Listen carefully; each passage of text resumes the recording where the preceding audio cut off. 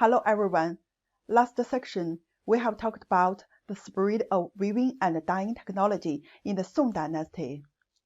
Now let's move to the new lecture, Art Spread of Dyeing and Weaving Clothing in Yuan and Ming Dynasties.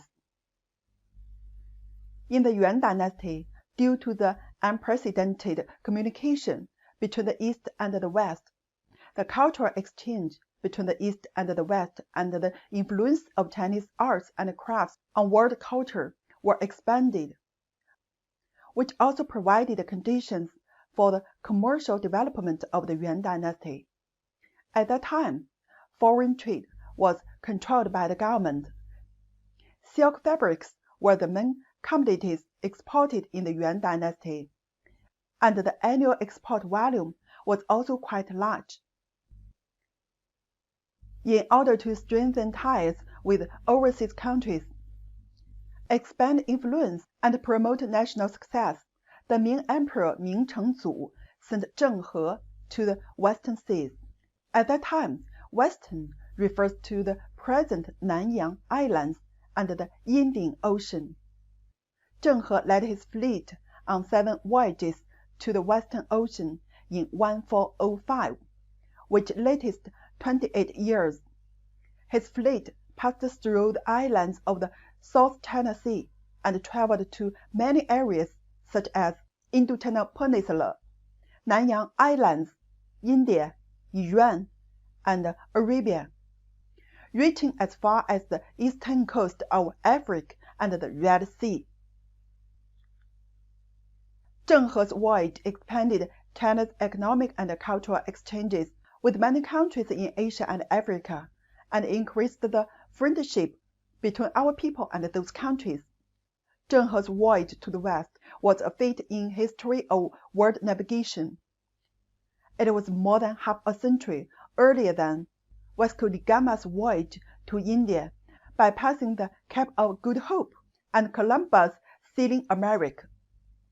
After Zheng He's long voyage, the number of poor farmers and craftsmen from Fujian and Guangdong in China who went to Southeast Asia gradually increased.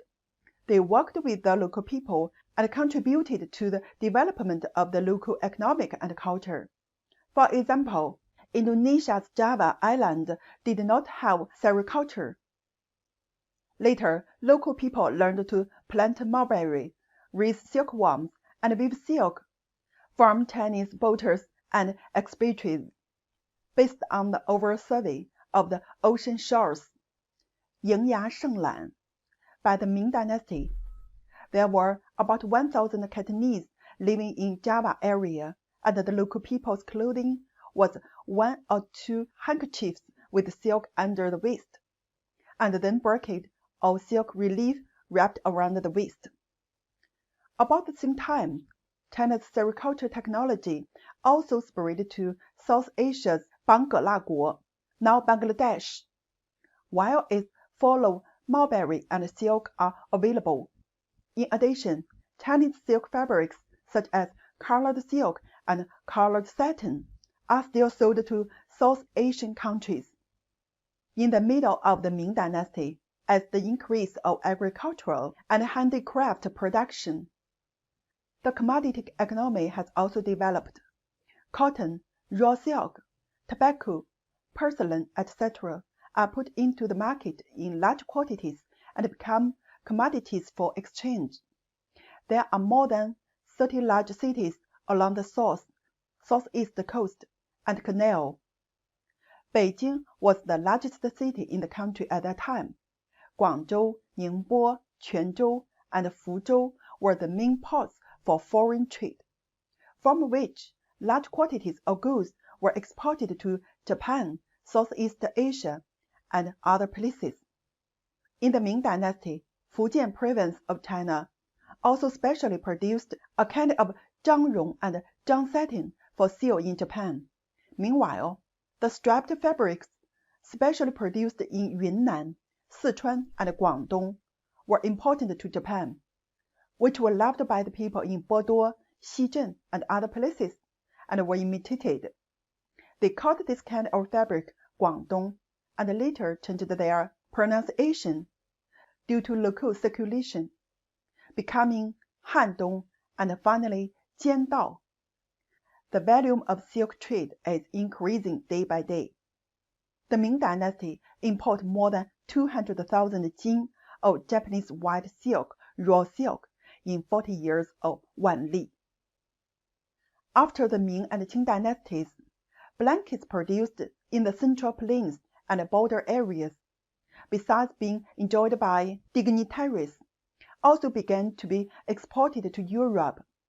According to the illustrated records of Xinjiang, only Hetian region in China has more than 3,000 woolen blankets made in the same year and imported into Afghanistan, India, and other places, while other small square woolen blankets such as chair cushions, mattress pads, saddle blankets, and beyond count. In addition, kapis, pulu, and other furs produced in Tibet are also major commodities for domestic and overseas sales.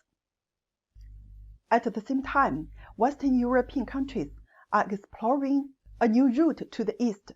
The interaction between the two sides has spread Chinese culture to Europe and become popular.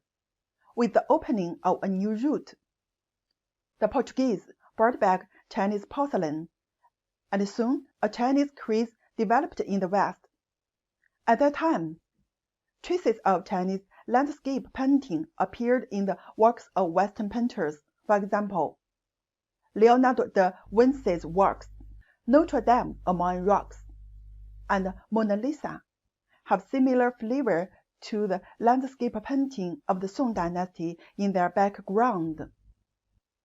Chinese scholar Fang Lili believes that in the 16th century, foreigners liked Chinese porcelain very much, just as we like LV bags today.